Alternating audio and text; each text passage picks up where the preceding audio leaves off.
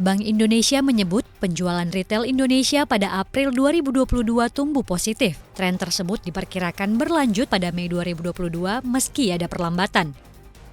Survei Bank Indonesia menunjukkan indeks penjualan real berada di level 239,2 pada April 2022. Angka ini naik 8,5% secara tahunan, namun terhitung melambat jika dibandingkan pencapaian pada bulan Maret. Sementara secara bulanan, penjualan retail tumbuh 16,5%. Peningkatan penjualan ini didorong oleh kenaikan aktivitas ekonomi masyarakat pada periode Ramadan dan menjelang Idul Fitri. Secara tahunan, penjualan kelompok bahan bakar kendaraan bermotor serta kelompok makanan minuman dan tembakau diperkirakan tetap tumbuh positif. Itu sebabnya, Bank Indonesia optimis untuk Mei 2022, IPR bisa berada di level 239,7 atau naik 5,4% secara tahunan dan terkerek 0,2% secara bulanan. Meski begitu, BI menyebut para responden mewaspadai tekanan inflasi yang diperkirakan akan terasa pada periode Juli dan Oktober 2022.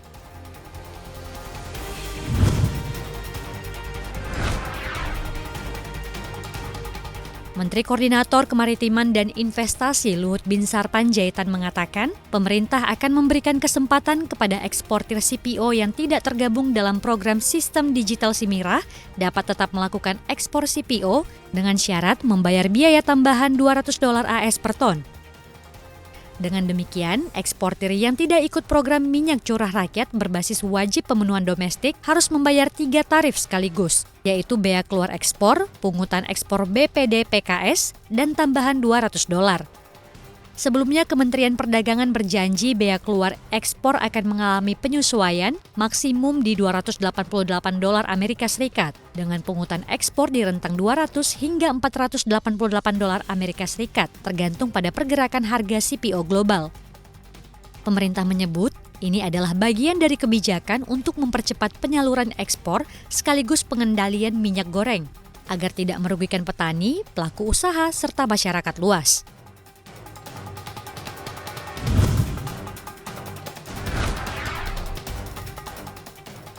Satuan Kerja Khusus Pelaksana Kegiatan Usaha Hulu Minyak dan Gas Bumi alias SKK Migas melaporkan proses produksi di kilang LNG Tangguh Train 1 yang berlokasi di Papua saat ini di-stop sementara. Hal tersebut lantaran adanya kebocoran pipa di salah satu fasilitas kilang LNG Tangguh. Deputi Operasi SKK Migas Julius Wiratno menargetkan bahwa perbaikan di fasilitas Tangguh Train 1 akan berlangsung hingga 5 hari ke depan. Itu pun diperkirakan baru mampu mengembalikan setengah kapasitas produksi Tangguh Train 1. Menurut Julius, BP Broad Ltd selaku unit usaha BP Indonesia yang mengoperasikan proyek kilang LNG Tangguh melaporkan adanya gangguan operasional di kilang tersebut mulai 2 hari lalu. Untuk diketahui, proyek Tangguh ini terdiri dari 2 tren yakni Tren 1 dan Tren 2 dengan kapasitas masing-masing 3,8 juta metrik ton per annum. Saat ini ada pula Tren 3 yang tengah dalam proses pengerjaan. Jika Tren 3 beroperasi, maka kapasitas Tangguh akan meningkat hingga 11,4 juta metrik ton per annum.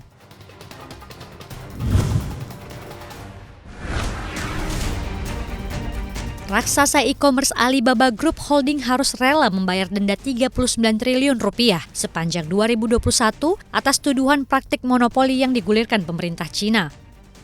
Denda yang dibayarkan perusahaan milik Jack Ma itu berkontribusi 92% denda anti-monopoli yang dikenakan oleh pemerintah Cina sepanjang tahun lalu. Berdasarkan laporan pihak berwenang, sepanjang 2021 pemerintah Cina mengumpulkan 23,6 miliar yuan atau sekitar 51 triliun rupiah dari 175 kasus denda anti-monopoli, di mana denda terbesar disumbang dari Alibaba dan Meituan. Selain itu, raksasa teknologi Cina lainnya, termasuk perusahaan media sosial dan video game Tencent Holdings, juga didenda karena gagal melaporkan kesepakatan merger dan akuisisi mereka untuk tinjauan anti-monopoli. Biro Anti-Monopoli mengatakan bahwa mereka telah mencapai hasil penting dalam mendisiplinkan perilaku monopoli dan sekarang akan fokus untuk memulihkan kepercayaan pasar. Perlu diketahui, denda kasus monopoli yang dikumpulkan meningkat 52 kali lipat dari yang diterima tahun sebelumnya.